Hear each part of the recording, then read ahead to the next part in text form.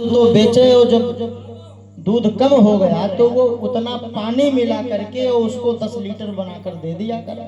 अब पति को अपने बता दिया कि अब गौ माता 8 लीटर ही देती है, उसी दूध का हिसाब पति को दे और 2 लीटर पानी का पैसा अपने पास रख।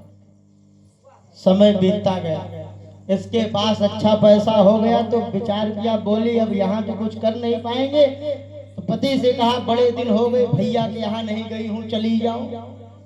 तो उसने कहा चली जाओ, बड़ा दिन हो गया। गई महाराज अपने मायके, वहां जा करके पैसा है ही है, खूब बढ़िया मीठा लेकर गई, बर्फी स्वागत सत्कार हुआ और वहां पे एक सुंदर सोने की लौंग बनवाई नाक में पहनने। थोड़े दिनों तक रही, इसके बाद बोली अब मुझे जाना चाहिए घर। अब घर आ गई और जब पति ने देखा कि नाक में सोना पहन के आई है तो बड़ा खुश हुआ। बोला इस बार भाई साहब ने आपके बड़ा अच्छा नेक दिया है आपको। तो बोली तुम्हारे बस का था, तुम्हारे यहाँ गोबर फेंकते फेंकते मर जाएंगे, एक लोहे का पायल तो दिला नहीं सके, ये नाक का लौंग दिला पाओगे वो भी सोने का। तो बोला एक काम करो, तुम हर साल एक बार जाया करो, कुछ ना कुछ मिलते ही रहेगा। प्यारे समय बीता, प्रयागराज माघ वाली मौनी अमावस्या का आया स्नान। अब पास पड़ोस की कुछ माताएं जाने लगी, तो इससे भी किसी ने कहा चलोगी गंगा नहाने? बोली क्यों नहीं चलेंगे, पैसा है ही है। तैयार हो गई, पति से आज्ञा लिया, चली गई प्रयागराज और वहां जाकर घाट पर सहेलियों के साथ में डुबकी लगाई। और जब डुबकी लगाई तो एक मछली ने आकर इसका नाक ही काट लिया। अब नाक तो कट गई महाराज। और जब जल से बाहर निकली तो किसी ने कहा अरे तुम्हारा लौंग कहाँ गया, तुम्हारी तो लौंग कट गई।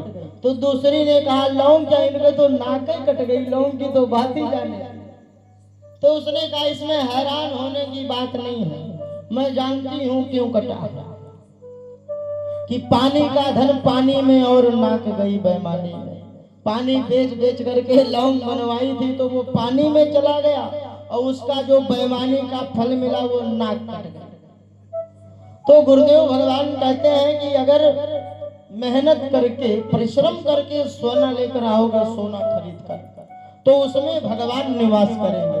और किसी का छीन लोगे, चोरी करके लाओगे, बेईमानी के पैसे से लाओगे तो उसमें कलयुग निवास करेगा, वो तुम्हें परेशान करेगा, वो ज्यादा समय तक टिकने वाला नहीं है। इसलिए से परिश्रम मार्ग पे जीव को चलना चाहिए। महाराज परीक्षित तो अपने राजधानी चले आए और एक दिन पुनः ये वन में यहाँ खेत के लिए, और उसी दिन कलयुग इनके मुकुट में जाकर के विराजमान हो गए। एक मृग के पीछे दौड़ते दौड़ते थक गए, बड़े जोर की इनको प्यास लगी। और जब प्यास लगी तो नजदीक समीक ऋषि का आश्रम था, वहां गए तो वो महाराज तप कर रहे थे, ध्यान मग्न थे। इन्होंने आदेश किया अरे कोई है, कोई सुन रहा है, एक राजा तुम्हारे कुटिया के सामने प्यासा खड़ा है, कोई पानी पिलाने वाला है। लेकिन जब महात्मा समाधि लगाते हैं तो कई महीने व्यतीत हो जाते हैं। तो कली ने इनके मति को भ्रष्ट कर रखा था। जैसे कलयुग ने महाराज परीक्षित के मति को भ्रष्ट कर दिया था, ऐसे ही न जाने कौन सी दुर्बुद्धि ने प्रधानमंत्री मोदी जी के भी मति को भ्रष्ट कर दिया और यूजीसी जैसे कानून ला करके थोप दिया समाज में। बहुत सारा अच्छा कार्य इन्होंने समाज के लिए किया, लेकिन एक ऐसा कानून लाकर खड़ा कर दिया कि यहाँ रह रहे सारे जनमानस को आपस में लड़ाने का काम कर दिया। नहीं, गांव में रहने वाले आपस में कभी नहीं लड़ते, अगर ये नेता बीच में टांग न अड़ावे तो कोई गांववासी नहीं लड़ेगा, चाहे जितने बिरादरी के लोग रहे। ये तो नेताओं की देन है और इनका ही षड्यंत्र है, फूट डालो राज करो, आपस में इनको लड़ाओ, अपना वोट बनाओ। ऐसे ही कलयुग ने महाराज परीक्षित के भी मति को भ्रष्ट कर दिया। एक मरे हुए सांप को बाण के नोक से उठाकर और महाराज समीक ऋषि के गले में डाल। वहां खेल रहे कुछ ऋषि कुमारों ने देखा और बड़े क्रोधित हुए। तो वो जाकर के, उनका एक पुत्र था श्रृंगी, जो कौशिकी नदी में स्नान कर रहे थे, बता दिया कि किसी अभिमानी राजा ने तुम्हारे पिता के गले में मरा हुआ सर्प डाल दिया। तो वो बालक तैस में आकर और कौशिकी नदी का ही जल लेकर के भयंकर श्राप दे दिया कि जिस किसी भी आतताई ने ऐसा अपराध किया है वह 7वें दिन ही कुलांगार तक्षक के डसने से उसकी भयंकर मृत्यु हो जाए। बिजलियां चमक उठी, श्राप तो लग गया महाराज। और जब श्रृंगी कुटिया पर आए तो महाराज समीक को ज्ञात हो गया कि कोई अनहोनी हुई है। उन्होंने अपने समाधि को तोड़ करके और श्रृंगी से हाल जाना, तो श्रृंगी ने जब सुनाया मैंने इतना भयंकर श्राप दे दिया है तो बड़े दुखी हुए। बोले बेटा आप जानते हैं क्या किया? एक परीक्षित ही तो ऐसे राजा थे जो गौ ब्राह्मण और भक्तों को जानने वाले थे, जो धर्म की रक्षा करने वाले थे। परीक्षित के ना रहने के बाद में अधर्म की बोलबाला बढ़ जाएगी, भगवान के भक्त नहीं बचेंगे, बड़ा त्राहि त्राहि मच जाएगी। तुमको विचार करना चाहिए था, तुमने क्यों किया? श्रृंगी ऋषि ने अपना सिर नीचे झुका लिया, पिताश्री अब तो हमारे से अपराध हो गया। और महाराज परीक्षित जब उनका परीक्षित ऐसा अधर्म करता, इन्होंने उसी समय संकल्प किया कि कोई मुझे इसी समय मृत्यु दंड दे दे तो मैं हंसते हंसते उसको स्वीकार कर लूं। रुदन करने लगे, नेत्रों से अश्रु की धारा बहने लगी। महारानी से सारा वृतांत सुनाया। महारानी ने कहा महाराज ये तो बड़ा ही अधर्म हो गया। आचार्य कहते हैं कि ये महाराज परीक्षित का जो मुकुट था ये कौन सा सोना था, राजघराने का था, इसमें कलयुग क्यों घुस गया? इन्होंने कौन सी चोरी करके लाया था भाई? तो पांडव के वंश थे, इनके मुकुट में तो कलयुग को आना नहीं चाहिए। गुरुदेव भगवान कहते हैं जानते हैं, मगध देश का राजा था जरासंध, और जरासंध को महाराज परीक्षित अपने सिर पे लगा करके उस दिन गए हुए थे। जो कलयुग को अवसर लगा और वो जा करके बैठ गया। अब जरासंध तो कोई ठीक ठाक राजा था नहीं, वो तो आतताई था और था कंस का ससुर, तो जिसका दामाद चंडाल हो उसका ससुर। तो गुरुदेव भगवान कहते हैं इस प्रकार से आतताई का मुकुट धारण करने से वह महाराज परीक्षित की मति को भ्रष्ट कर जाता। समीक ऋषि हस्तिनापुर महाराज परीक्षित के राजधानी में आए और द्वार पर खड़े हो गए। वो विचार करके आए कि मैं बताऊंगा मेरे बेटे ने आपको श्राप दे दिया है। द्वारपाल ले जाकर के सिंहासन पर विराजमान करवाए। महारानी इरावती ने जाना कि समीक ऋषि आए हैं तो दुखी हुई कि कहीं क्रोधित ना।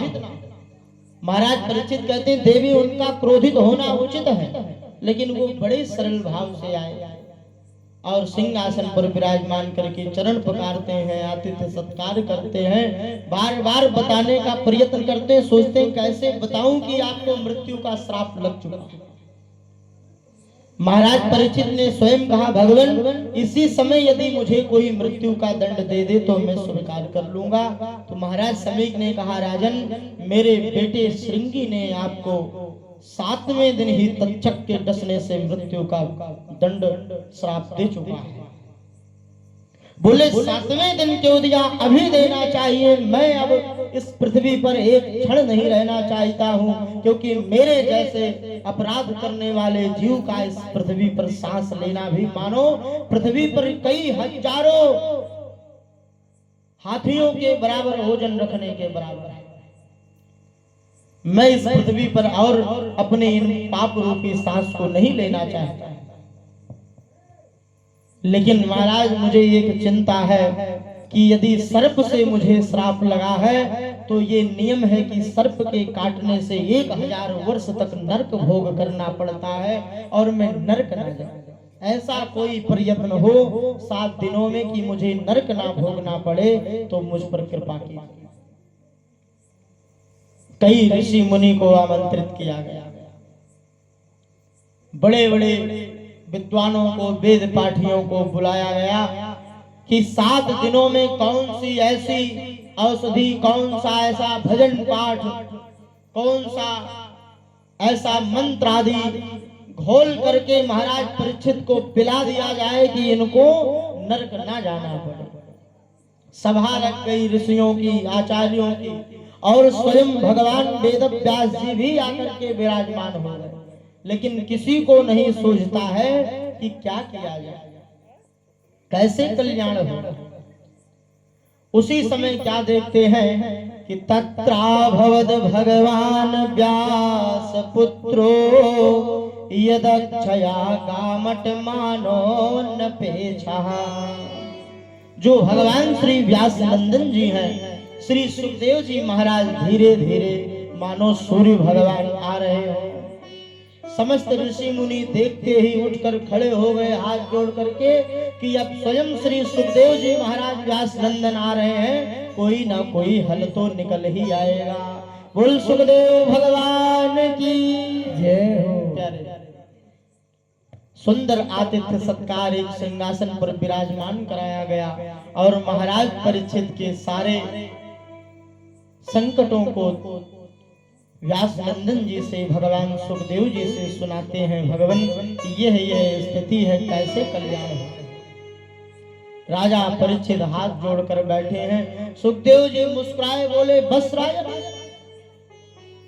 अरे इतनी सी बात के लिए इतनी चिंता करना। आप जानते हैं आपको 7 दिन मिला हुआ है।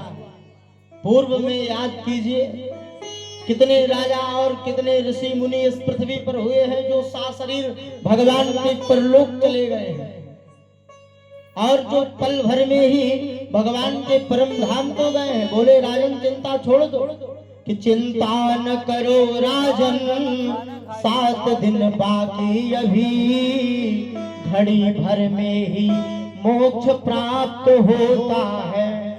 खटवांग जैसे राजा का मोक्ष 2 घड़ी में हुआ, और तेरा तो शरीर अभी 7 दिन तक रहता है। बोले आपके पास 7 दिनों का समय है, क्यों चिंता करते हो। और मेरा यह कथन है ऋषि सब साक्षी,